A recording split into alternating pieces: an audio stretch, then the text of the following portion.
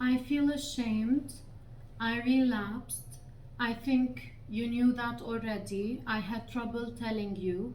I feel so guilty. I feel I failed. So, those statements are typical statements that I receive from my clients. I want to tell you that relapsing isn't something to feel ashamed or guilty about. It can help you understand, in fact, your own recovery better. If you're recovering from an addiction, when it comes to drugs or alcohol, a relapse doesn't have to mean the end of that journey. Sometimes people who are recovering from an addiction return to their old habits and they begin to drink again or take drugs again. So, this is what's known as a relapse. How do you prevent a relapse? There are, of course, a few things that you should know in order to make a relapse less likely. So keep making use of the support that is available to you. The one-on-one therapy or group sessions, it's always very good to spend time with the people who are trained or who understand your experiences and support your new direction in life. Try not to spend emotional times of the year on your own. So ask yourself, what is an emotional time for me?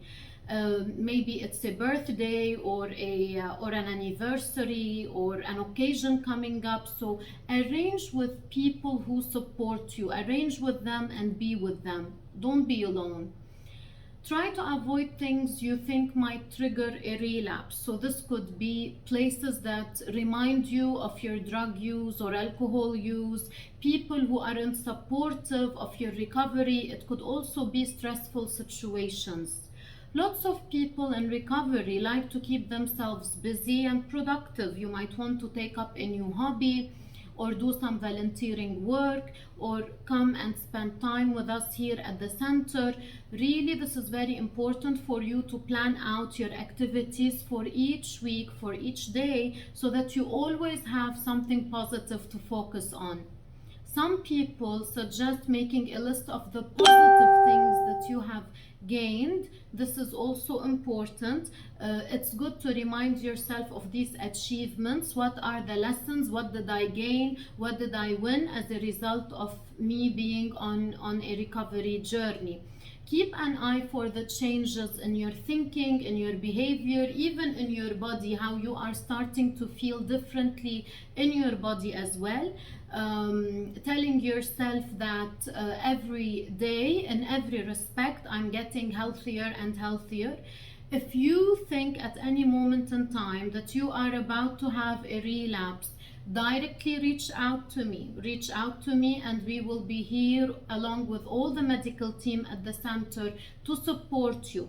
So, what should you do if you relapse? This is also a question that I'm always asked.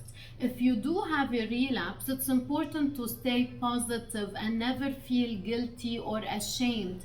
Remember that recovery is a process and relapsing is sometimes part of this process.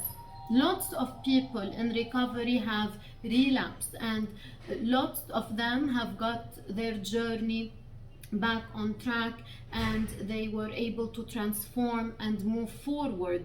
Never be afraid to talk about what happened. A relapse isn't something again to feel guilty about. Discussing it with the people you trust, with your therapist, with your healthcare provider is very crucial so that you recover and you keep on being accountable to yourself. Once you make a decision that I will never use drugs again, I will never smoke again, I will never do alcohol again, it's important for you to be accountable and responsible for the decision that you have taken. Be open-minded to the advice that people give you and the help that is being offered. This doesn't mean that if you accept help, it doesn't mean that you're being dependent or that you're being weak. Quite the opposite. Accepting help also is a brave act when you are in need of that help. It's important to take part in all the activities that are healthy. Surround yourself with positive people, joyful people. once your relapse is behind you, and believe me, it will be like a distant memory that will only be a strength for you, a lesson for you, a wisdom for you. There is like a gift there for you that you will always learn from and you will use in order for you to keep on growing and expanding.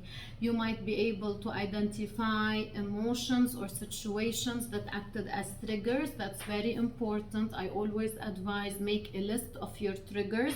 What is triggering me? What made me relapse? Many times the person who have relapsed tells me, you know, there was no trigger. I just thought about it, that I want to do it, and I went and did it without stopping myself from doing it. So I tell you that of course there are triggers. The more mindfulness you develop, the more self-awareness you develop, you will be able to directly, instantly know about those triggers when they are happening. And it's important to cope with them, and it's important to take active steps in order to avoid them. So I hope this video helps, and all the best on your journey. Thank you.